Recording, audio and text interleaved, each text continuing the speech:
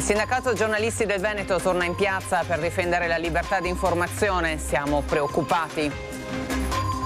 Dopo i no ai progetti di cementificazione, adesso a San Lazzaro si lavora per coinvolgere scuole e associazioni. È netta la posizione dei sindacati sul possibile trasferimento di orsi dal Trentino, sono un pericolo per il turismo. Non ci sono lavoratori, un imprenditore di Cassola lancia l'allarme, punta il dito contro il reddito di cittadinanza. Dopo 3 mesi esatti della sua elezione, il presidente della provincia di Vicenza traccia un primo bilancio e guarda il futuro. Il candidato sindaco Franco Bourguignon punta sulla viabilità e sul senso di comunità. Terminati i lavori di riqualificazione del viale e la pavimentazione del cimitero, il sindaco Racchella era doveroso. Grave infortunio sul lavoro questa mattina all'interno dell'azienda Centro Carne Company di Tombolo. Buonasera a tutti voi telespettatori, nuova edizione serale di Bassano TG. Parliamo subito del sindacato giornalisti del Veneto che torna in piazza per difendere la libertà di informazione e lo fa addirittura sul Ponte di Rialto, il simbolo di Venezia. Il sindacato dei giornalisti teme per la libertà di informazione. Ecco allora il flash mob di Venezia sul Ponte di Rialto per denunciare conferenze stampa senza domande, il fastidio per le inchieste giornalistiche, i tanti giornalisti in prigione nel mondo. Siamo qui per ricordare che quando si spara o si aggredisce un giornalista si spara alla libertà di informazione e a rischio il diritto di chi ci ascolta ad essere informato. Il sindacato dei giornalisti del Veneto è preoccupato per la formulazione del reato di stalking a mezzo stampa da parte della Procura di Vicenza nell'ambito dell'indagine su una serie di servizi delle nostre redazioni riguardanti il funzionamento dell'ULSS 7 e il suo direttore Carlo Bramezza. Uno degli ultimi, ad esempio, è quello della Procura di Vicenza che contesta uno stalking a mezzo stampa. Penso sia una delle prime volte in Italia che si contesta questo tipo di reato. E il sindacato invita a tenere alta l'attenzione. Noi siamo fiduciosi nella magistratura, ma non vorremmo che fosse un'altra degli attacchi che vengono fatti per dire state zitti. E dopo i no ai progetti di cementificazione, adesso a San Lazzaro si lavora per coinvolgere scuole e associazioni. San Lazzaro guarda al futuro per evitare che il passato, recente e ancora in parte presente, possa tornare a bussare alla porta. Una porta che adesso è aperta anche se non ancora spalancata e da quella porta i cittadini di San Lazzaro vogliono far passare scuole, enti e associazioni che possano valorizzare ulteriormente il patrimonio naturalistico del posto e le sue potenzialità educative. Stiamo lavorando alacremente per progettare un futuro diverso per quest'area, coinvolgendo anche enti regionali, per una pianificazione che valorizzi proprio l'aspetto agricolo, l'aspetto educativo anche che può avere e l'aspetto ambientale. E noi immaginiamo questo posto come un fulcro di ricerca e di educazione ambientale, dove la città può avere una porta diversa verso il futuro. Ma c'è una parte del passato che nessuno di San Lazzaro vuole dimenticare. È quella dei grazie che i residenti dicono e continuano a dire a tutta la comunità bassanese che si è mossa per salvare quello che era il polmone verde della città, ma che adesso è diventato il cuore verde di Bassano. In un anno siamo riusciti a spostare con la nostra passione tutta una città e questa è la cosa per me più bella e che mi dà più speranza per il futuro. Adesso ci godiamo questo piccolo sospiro di sollievo, ma sappiamo che dovremo lavorare duro e che non è finita qui. Ed è netta la posizione dei sindacati sul possibile trasferimento degli orsi dal Trentino e dicono sono un pericolo per il turismo. Sul fatto che un orso stia attraversando l'altopiano non sembrano più esserci dubbi. Le segnalazioni sono molte, tutte precise. Sul transito degli orsi si può fare ben poco, ma sulla gestione degli eventuali trasferimenti dal Trentino si può intervenire. E allora, adesso che sta partendo la stagione turistica, i sindaci dicono no a eventuali colonie di orsi. E sarebbe assolutamente impensabile collocare delle colonie di orsi in queste montagne, perché diventerebbero un pericolo non soltanto per gli orsi stessi, ma soprattutto per l'uomo, che dovrebbe entrare in contatto con una natura così selvaggia, così particolare, di cui, come si è visto in Trentino, non conosciamo poi le reazioni dell'animale nei confronti del contatto umano. Nel 2010 l'orso Dino aveva fatto strage di asini sull'altopiano e divelto numerose casette del miele, una presenza che aveva incuriosito i residenti ma anche fatto preoccupare turisti, e questo va evitato. Quindi sul tema orsi sì oppure orsi no dal Trentino la posizione è chiara. Noi abbiamo detto di no sempre e continueremo a dirlo. È un fenomeno naturale quello dello spostamento, della trasmigrazione degli orsi, staremo a vederlo, ma credo che questo problema non si porrà per i prossimi mesi, per i prossimi anni. Se ci saranno orsi, ci auguriamo tutti che saranno orsi di passaggio. Fondamentale l'informazione per aiutare chi lavora nelle malghe, negli agriturismi, nei ristoranti, a contatto con il turismo, e c'è anche un appello alla politica perché col buon senso si blocchi ogni idea di spostamento sull'altopiano di lupi o orsi che siano.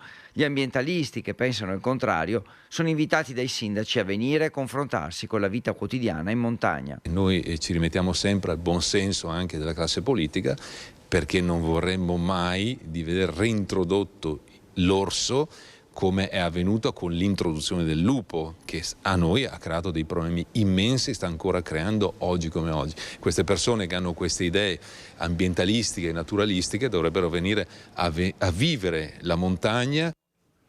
E non ci sono lavoratori. Un imprenditore di Cassola lancia l'allarme e punta il dito contro il reddito di cittadinanza. Il lavoro c'è.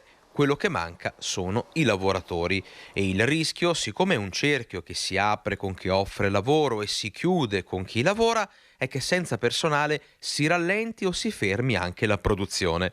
A lanciare questo allarme è Flavio Dalla Costa, titolare della Lamec, un'azienda cassolese che lavora da oltre 40 anni nel settore metalmeccanico.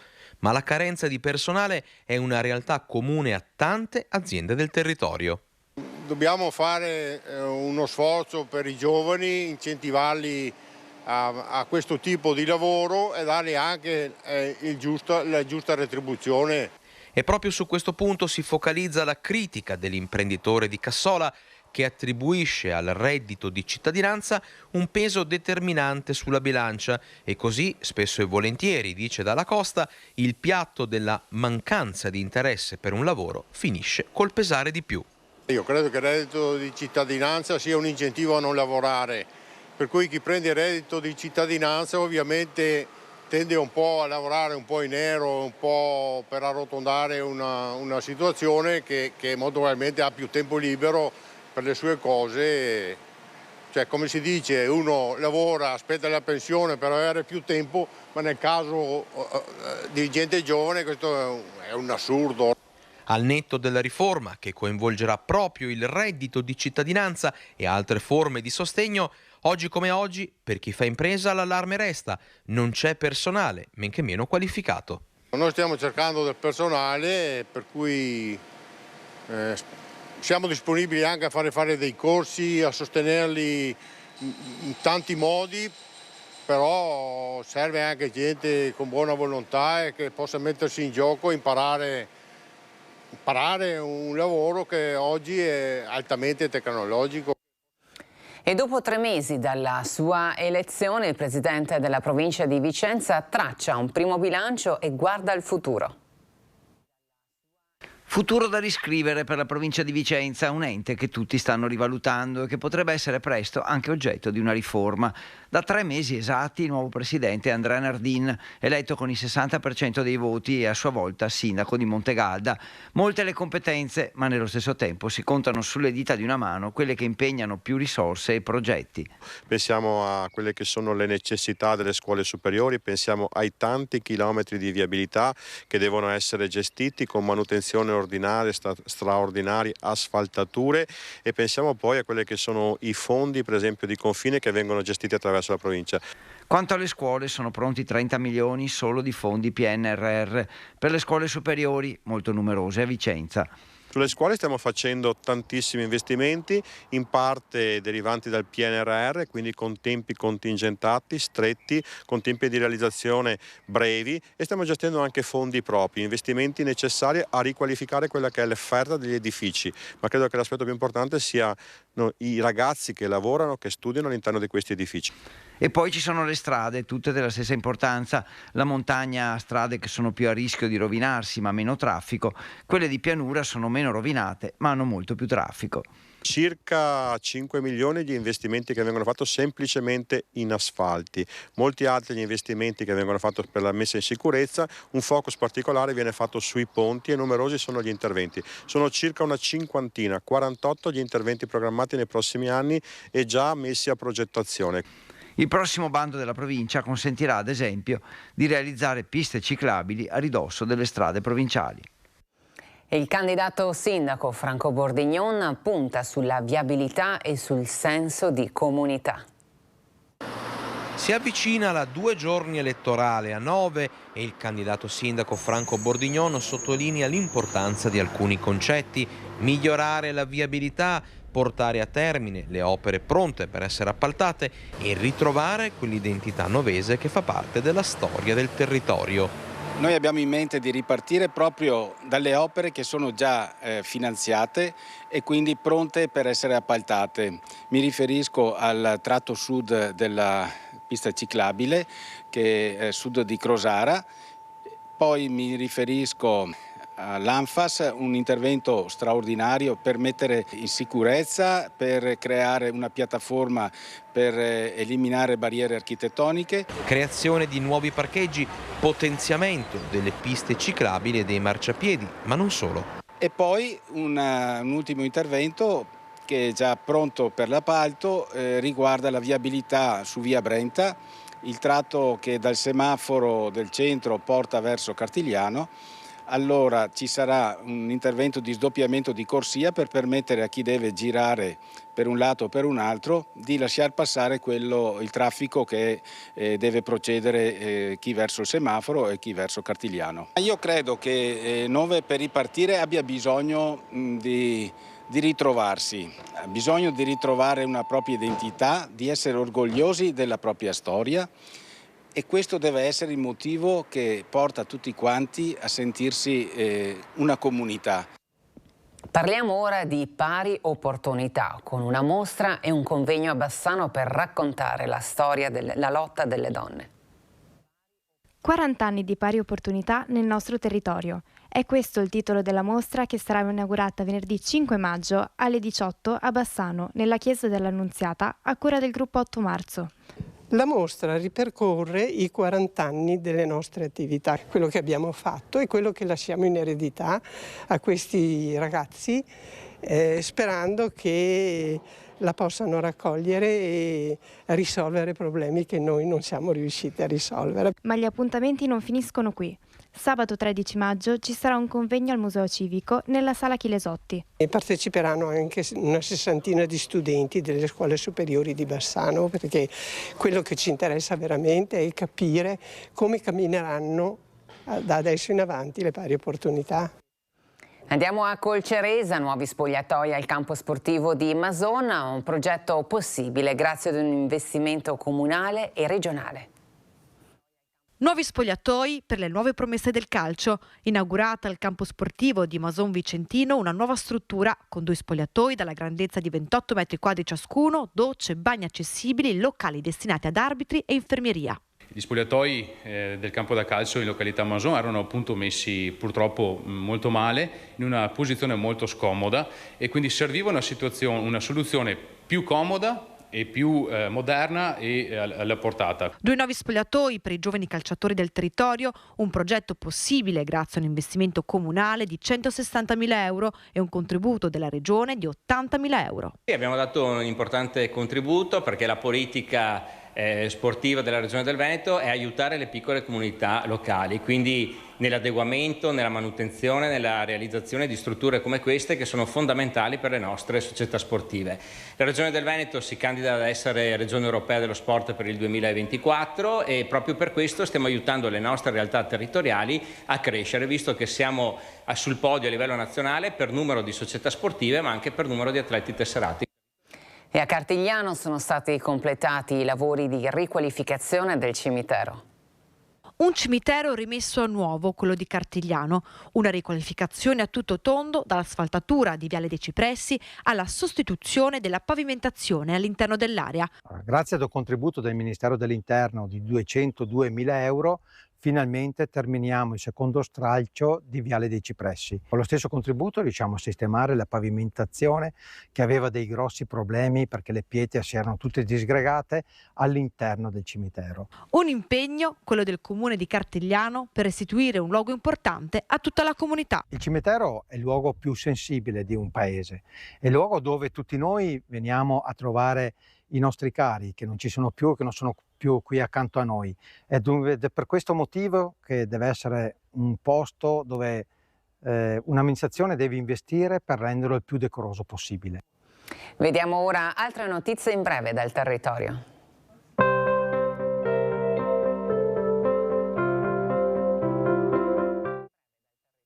Istituito divieto di transito temporaneo su porzione di via Anthony Bohm per domani dalle ore 13.30 alle 15.30 al fine di consentire la prova pratica del ciclista agli alunni delle classi quinte in condizioni di sicurezza. Possibili disservizi per lo sciopero proclamato dal Sindacato dei Medici Italiani e dal Sindacato Nazionale Autonomo dei Medici Italiani. L'astensione del lavoro e la chiusura degli studi medici sono previsti per le giornate del 4 e del 5 maggio. Ritorna a Rosà dalla terra e dalle mani, l'evento che celebra l'asparago di Bassano DOP. L'appuntamento si terrà questo weekend al Parco delle Rose, con particolare attenzione alla mostra concorso dell'asparago e allo stand gastronomico previsto per domenica. Grave infortunio sul lavoro questa mattina all'interno dell'azienda Centro Carni Company a Tombolo. Un operaio di una cooperativa bresciana impegnato nel disossamento di una bestia si è ferito accidentalmente con un coltello. Secondo una prima ricostruzione, il grosso coltello è scivolato dalle mani e ha colpito il lavoratore sotto l'ascella. L'uomo ha perso molto sangue, è stato trasportato in elicottero in ospedale a Padova dove è stato ricoverato. Non è in pericolo di vita. Le indagini sono affidate agli ispettori dello Spisal. Ora parliamo di un pollaio abusivo, quello scoperto dal comune di Cadoneghe in un condominio. A segnalarlo i residenti, i proprietari sono stati convocati dal sindaco. Escrementi sul marciapiede, cattivi odori e persino qualche topo. Non sono riusciti a reggere a lungo i residenti di un condominio di via Marconi a Cadoneghe, nel popoloso quartiere della Castagnara, che incrociato il sindaco Marco Schiesaro gli hanno fatto presente la situazione segnalando la probabile presenza di un pollaio nei condomini. Presto fatto, il sindaco con la polizia municipale è risalito all'origine del problema, scoprendo il pollaio abusivo nel sottotetto di un palazzo. All'interno scorrazzavano 5 galline con tanto di mangime. I proprietari del pollaio abusivo, una famiglia di cingalesi da tempo residente a Cadoneghe, sono subito stati convocati in municipio dal sindaco che ha dato loro 5 giorni di tempo per rimuovere il tutto, spiegando che l'allevamento di animali domestici all'interno di un condominio è una palese violazione del regolamento di igiene comunale. Non tutta la famiglia pare fosse d'accordo sulla convivenza tra umani e galline, tant'è il sindaco promette che verificherà che lo smantellamento del pollaio avvenga entro i termini previsti. Focus questa sera a partire dalle 21.15 con il nostro direttore Luigi Baccialli. Questa sera ci saranno Marco Brigo, Roberto Caonna, Corrado Cortese, Giovanni Battista Mestriner, Maurizio Mestriner, Fabio Pezzato, Marco Zabai, Francesca Zaccariotto. Come sempre in chiusura di telegiornale ora diamo uno sguardo alle previsioni del tempo di domani. Ringrazio tutti voi di essere stati insieme a noi. Arrivederci.